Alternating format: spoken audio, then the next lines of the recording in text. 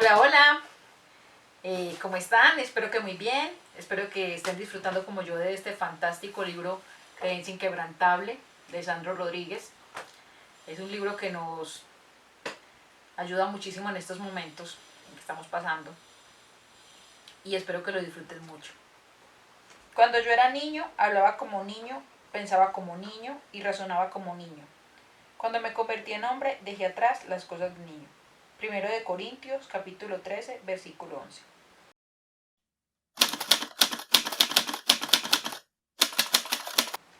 La historia de Ginodé tiene algunas vueltas inesperadas que siempre me han hecho creer que es el poder de Dios el que nos guía y nos muestra el camino cuando menos lo esperamos.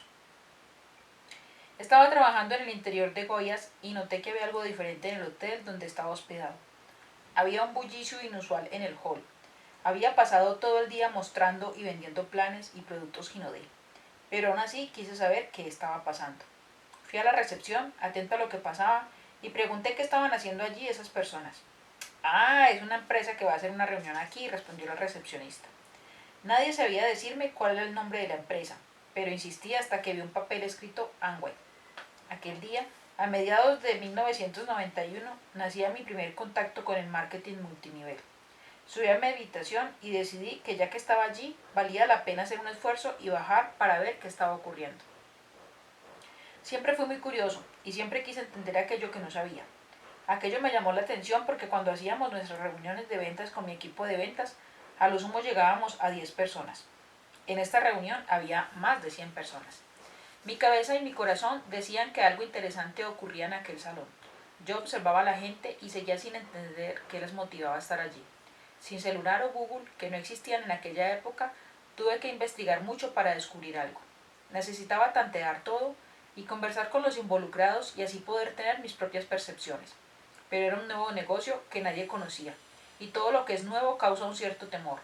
Yo veía que se trataba de algo disruptivo, muy diferente de lo que estábamos acostumbrados a hacer en ventas directas.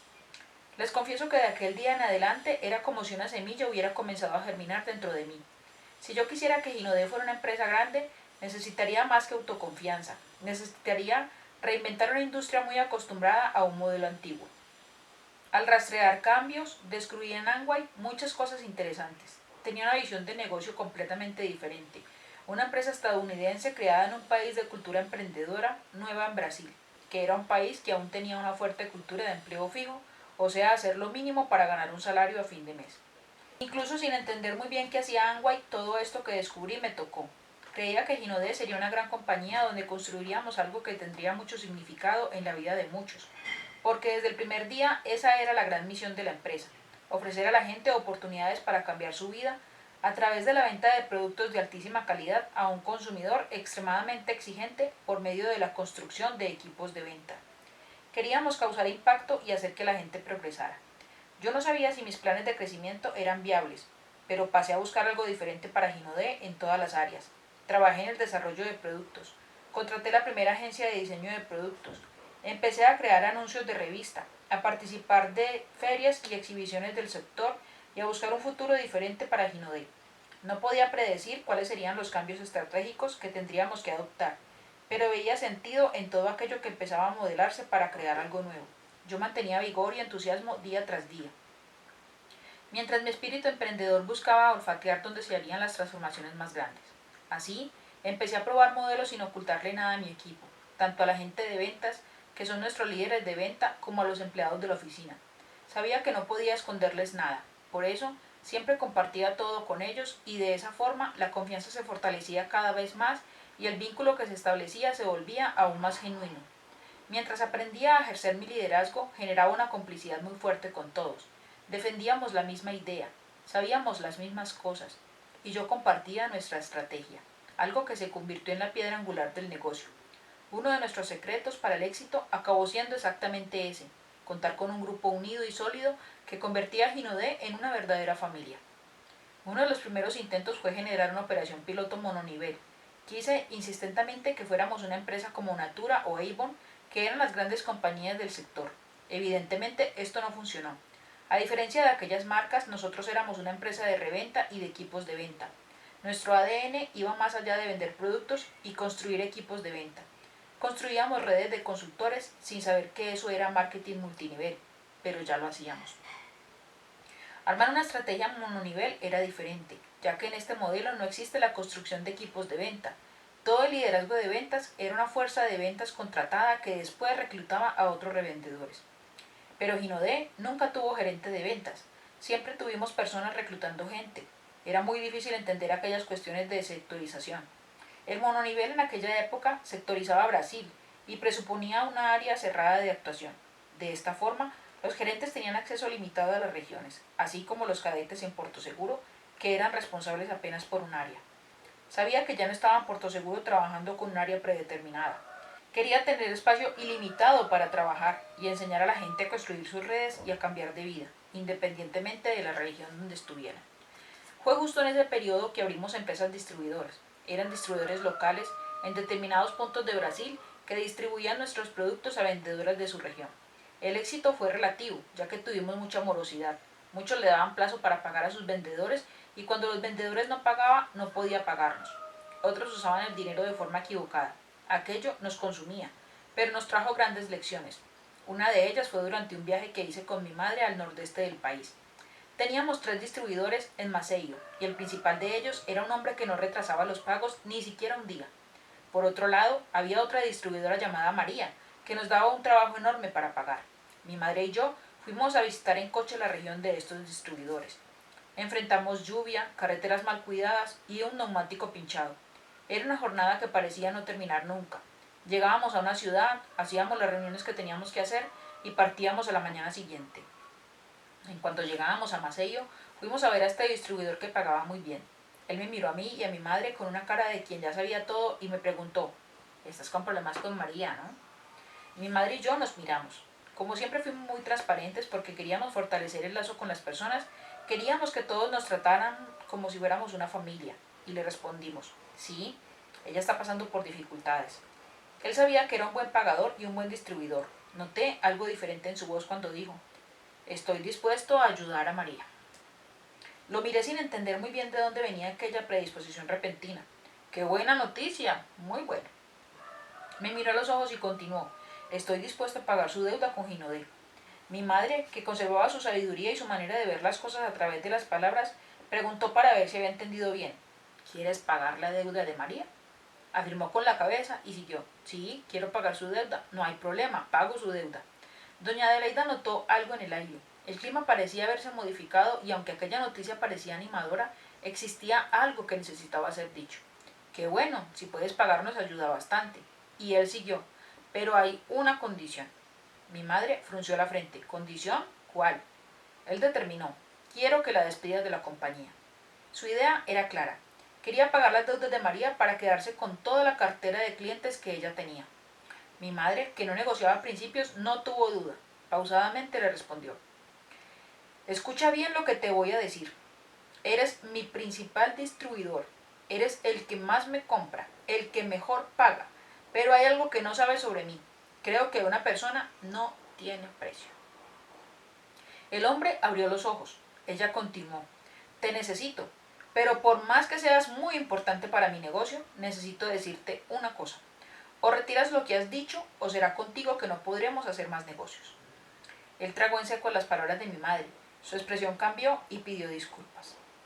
En el viaje de regreso sabíamos que por más que él fuera un buen pagador y un excelente profesional, algo se había roto en nuestra relación. No teníamos cómo explicarlo, pero era como un cristal que se había roto de repente. Sabíamos que era imprescindible que todos compartieran el éxito de la empresa, pero teníamos una conducta clara, teníamos principios, y doña Adelaida estaba convencida de que siempre podíamos elegir con base en principios, sin herir o faltarle el respeto a nadie. Mi madre me enseñó a usar la cabeza, pero este fue un buen ejemplo de cómo usar también el corazón. Ella tenía una especie de brújula que la guiaba a tomar las decisiones certeras. No se trataba de dinero, nunca se trató. Queríamos una empresa honesta, respetuosa, que no negociara personas. Para Ginodé, los valores eran más importantes que las metas. Sabíamos cuál era nuestra responsabilidad.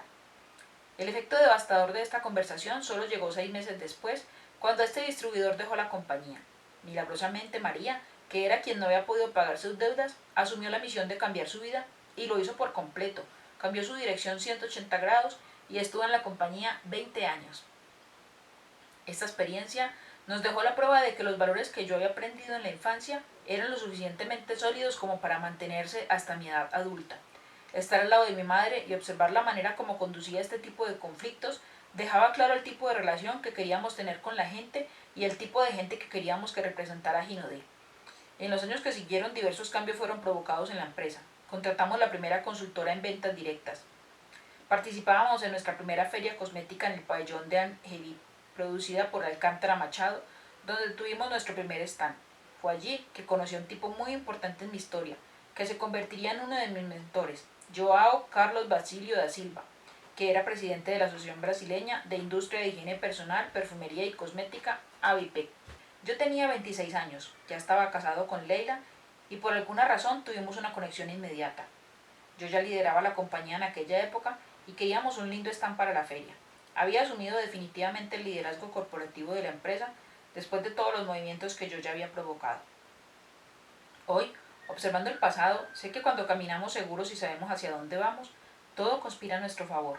Las personas correctas fueron surgiendo en mi vida y siendo parte de una historia que acababa de empezar, fue una tarde cualquiera que me llegó una invitación que me sorprendió y me agarró desprevenido. Joao Carlos me invitaba a formar parte del directorio de ABIPEC. La primera vez que entré en esa sala con todos los demás directores, me sentí como un miembro de un clan exclusivo y especial. Veía aquellas empresas increíbles que admiraba y me quedaba fascinado por ser una de ellas. Eran empresas exitosas, nacionales y multinacionales. Yo no podía creer que estuviera respirando el mismo aire que los dueños de Boticario o Natura, empresas que admiraba. Sentado al lado del vicepresidente de Johnson Johnson, con el director de Procter y Gamble, con el director de Lever, con el director de Revlon o con el director de Vela y de Bosano.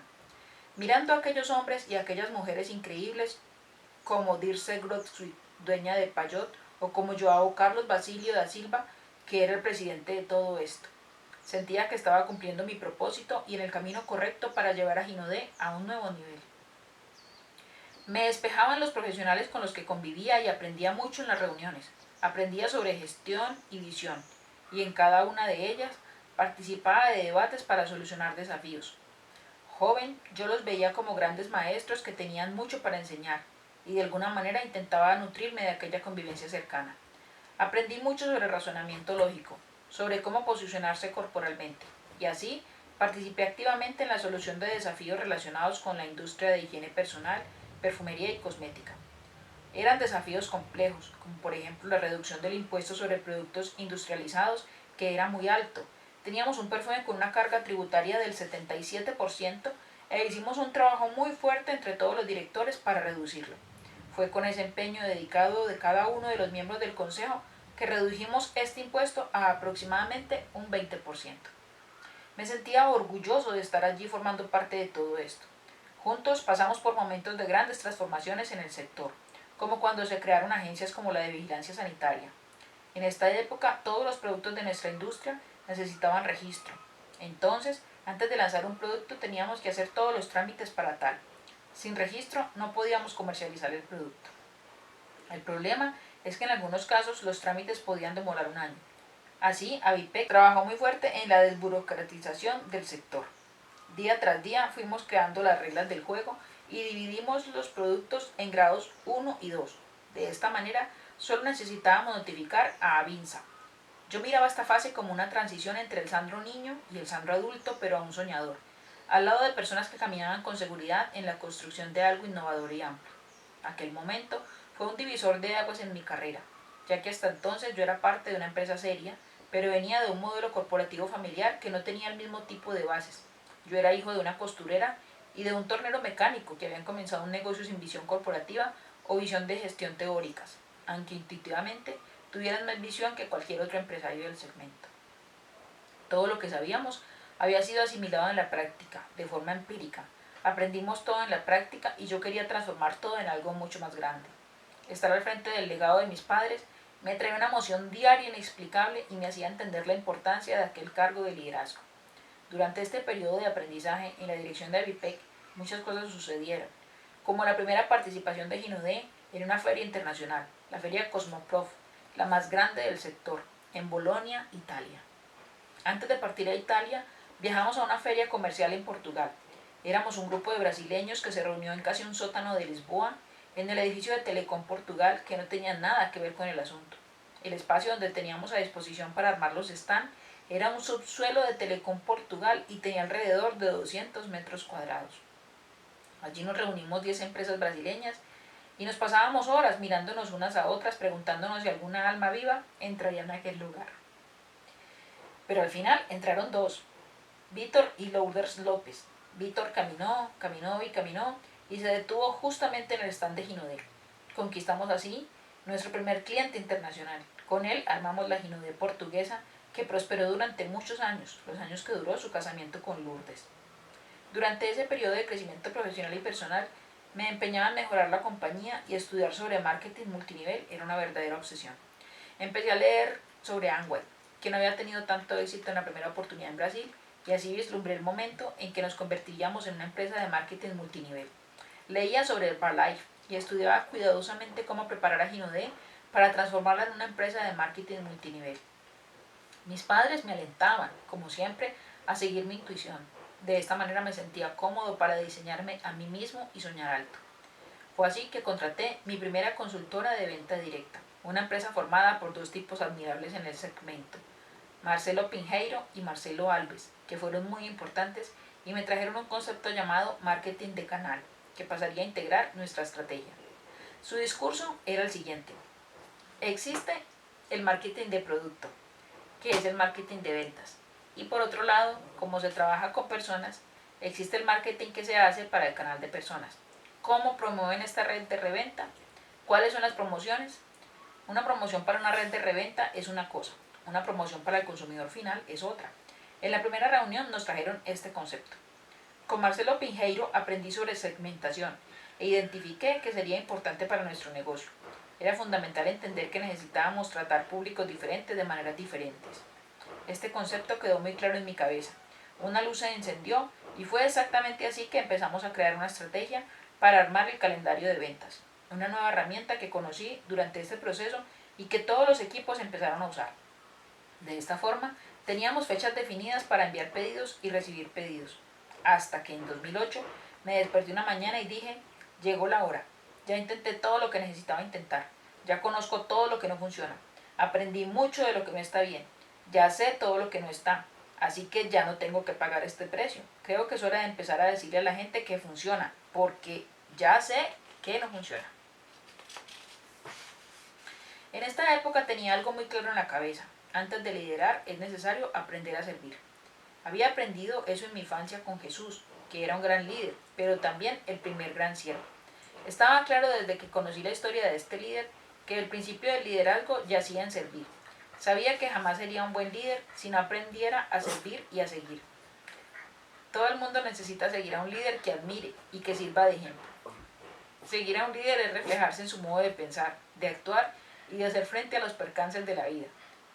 Seguir a un líder es inspirarse en quien ha caminado un camino que tú quieres recorrer. Por eso es muy importante saber a quién seguir. Si todo el mundo tiende a seguir, tienes que saber a quién estás siguiendo. Tienes que conocer sus valores, qué piensa y principalmente entender que tal vez no tenga todas las respuestas que necesitas. Si todo el mundo tiende a seguir, tienes que saber a quién estás siguiendo. Tienes que conocer sus valores, qué piensa y principalmente entender que tal vez no tenga todas las respuestas que necesitas. Para seguir a alguien, necesitamos saber a dónde esta persona quiere llegar. Un líder tiene que saber a dónde quiere ir y aprendí que no siempre la velocidad es sinónimo de eficiencia. Aunque me encante la velocidad y creo que es importante hacer las cosas rápido, si vamos rápido por el camino equivocado, nos dirigiremos rápidamente hacia un lugar donde lo que queremos no va a funcionar. Demoramos un buen tiempo para identificar que había llegado la hora de hacer lo que tenía que ser hecho. Por algunos días tuve la certeza absoluta de que todo iba a salir bien, y tenía completa carta blanca de mis padres, que se habían divorciado, pero seguían más juntos que nunca en la sociedad. Con plena seguridad de que el modelo establecido en aquel momento era un modelo que no funcionaría y no permitiría que la empresa realmente alcanzara el potencial que yo sabía que tenía, así que no necesitábamos cambiar nuestra forma de hacer negocios. Confiaba en la idea de que seríamos grandes. Leí y estudié con criterio cada paso que daría. Estaba más unido y fortalecido que nunca con mis hermanos, que se estaban capacitando en sus áreas de actuación. En momentos diferentes, Alessandro estudió marketing y luego fue a Australia a estudiar inglés. Cristiani viajó a Estados Unidos para estudiar inglés y luego entró a la Facultad de Derecho. Y Leandro estudió farmacia con énfasis en cosmetología. Todos mis hermanos se habían graduado antes de entrar a la empresa, tanto en el área de operaciones como en el de ventas y marketing. Cuando estábamos todos alineados, resolví de una vez por todas, llegó el momento. Contraté al mejor consultor de marketing multinivel de la época, una persona que confiaba en la idea y preparé todo. Lo primero fue el sistema, porque el marketing multinivel exigía buena tecnología. Armamos una página web para mostrar el negocio. Teníamos una oficina virtual para que la red desarrollara el negocio y yo estudié y armé el plan de compensaciones completo. Cuanto más pensaba en esto, más prometedor me parecía. Como había mucha transparencia en mi red, invité a los principales líderes de Ginodé a una reunión. Era marzo de 2008 y facturábamos unos 700.000 reales al mes. Invité a 50 líderes a una reunión de ventas en el Hotel Bourbon. Siempre he tenido la tendencia a creer mucho en lo que llamo The Big View. Me gusta esa idea. Ya que tengo que pensar mejor, pensar grande, si piensas grande o pequeño, tendrás el mismo trabajo. Entonces, mejor pensar grande. Por eso las palabras para el equipo fueron: vamos a hacer que Ginodé sea la mayor empresa de Brasil. Seremos mayores que las ya grandes empresas brasileñas. Yo no quería ser más grande haciendo a los otros más pequeños. Quería ser grande y quería hacer todo bien. Siempre usé una frase que para mí era como una lección de vida. Nunca he gastado un segundo de mi vida o una neurona de mi cerebro deseando el mal a los demás. No era parte de mi naturaleza, porque yo tenía muy claro que mi éxito no dependía del fracaso de nadie. No necesitaba que alguien fracasara para tener éxito. Mi éxito dependería de mi trabajo y principalmente de lo que creo. Mi éxito dependería de mi dedicación. Mi éxito dependería del tiempo que yo estaba dispuesto a trabajar, porque el éxito te toma tiempo. Hasta hoy afirmo lo siguiente: que Dios me dé 100 veces más que cualquier cosa que yo le desee a un competidor mío. No estoy hablando de cosas buenas, me refiero a cualquier cosa, que Él me dé 100 veces más. Cuando decía que sería más grande que las empresas brasileñas, estaba queriendo decir que yo quería ser grande, no porque quería que el otro fuera más pequeño, simplemente quería ser grande. Yo tenía una visión increíble del negocio. No sé si tú ya has tenido una idea que te parezca brillante o algo que hayas creído que realmente iba a transformar a alguien. Yo la tenía, así lo creía y con ese entusiasmo decidí transmitir mi idea a la gente. Cuando reuní a todos los líderes de Ginodé y les expliqué que era un negocio revolucionario, estaba excesivamente entusiasta. Todos creyeron en lo que les proponía y todos vibraron como si fuésemos a llegar a la luna. La emoción se podía sentir en la piel y absolutamente todos creyeron que era el negocio del futuro. Hasta doña Dielsa, que había sido patrocinadora de mi madre al inicio, estaba en esta reunión. Ante mis padres y hermanos hice la promesa: va a funcionar. Mientras hablaba, recordaba la convención de los 15 años de Ginodé, que fue muy marcante. Fue un evento en un hotel llamado Aguas de Sao Pedro. En ella sorteamos nuestro segundo coche, un coche 0 kilómetro que en aquella época tenía un valor considerablemente alto. En el evento lanzamos una línea infantil. Con la misma energía que entregué el coche, les di la noticia: amigos, el 31 de mayo borramos una compañía y un modelo de venta y amanecimos el día 1 de junio con una nueva compañía. La gente de Paraíba estaba acompañando la reunión por internet. Al oír la noticia, abrieron una botella de champán. Era como si festejáramos el año nuevo. En aquel momento le agradecí a Dios: gracias, Señor, todo va a salir bien. Estaban todos preparados, el sistema estaba preparado, la gente estaba a mi lado. Teníamos un producto de altísima calidad, fábrica, modelo listo, plan de marketing listo, sitio web listo y un plan cuidadosamente estudiado. Creía que no había cómo fracasar. Con una fe inquebrantable, pisamos junio de 2008, el primer mes del nuevo negocio. Las expectativas estaban en las alturas y todos estábamos confiados de que estaríamos navegando en un océano azul. Yo había comprometido a todos con mi ideal. Estaba ansioso por ver los resultados de lo que yo veía como un periodo de prosperidad sin fin, hasta que llegaron los números de la primera facturación. Toda esta confianza y convicción se transformaron en una frustración intensa y evidente. Fue un balde de agua fría. Imaginaba que podríamos tener un resultado apenas satisfactorio, o que al inicio nada cambiara. Pero ni en mis peores predicciones estaba la idea de que la facturación tuviera esos números. El shock fue tan grande que sentí dolor en el pecho, en el corazón. Era una mezcla de incredulidad y miedo, una sensación extraña de que algo se me había escapado de control. Estaba en shock, ya que no era fácil pasar por eso después de 20 años de historia. La caída en la facturación no había sido de 1, 2 o 5%. Estábamos hablando de un 90%. No me imaginaba cómo podría haber ocurrido, pero pensaba que los meses siguientes podrían ser diferentes. A pesar del escenario desastroso, todavía mantenía una posición optimista e intentaba evaluar lo que había ocasionado esta caída. Yo me acordaba de la cara de cada una de las personas que había confiado en mí. de la expresión de alegría e intensa ansiedad que manifestaron al ver aquella idea que yo había propagado, y sabía cuál era la responsabilidad de conducirlos por este periodo si nada de lo que yo había previsto ocurriera como lo había previsto. Ni me lo imaginaba, pero era solo el comienzo de lo que vendría por delante. Del mes de junio de 2008 en adelante, pasé por los 4 años más difíciles de mi vida. Este era el inicio de mi desierto.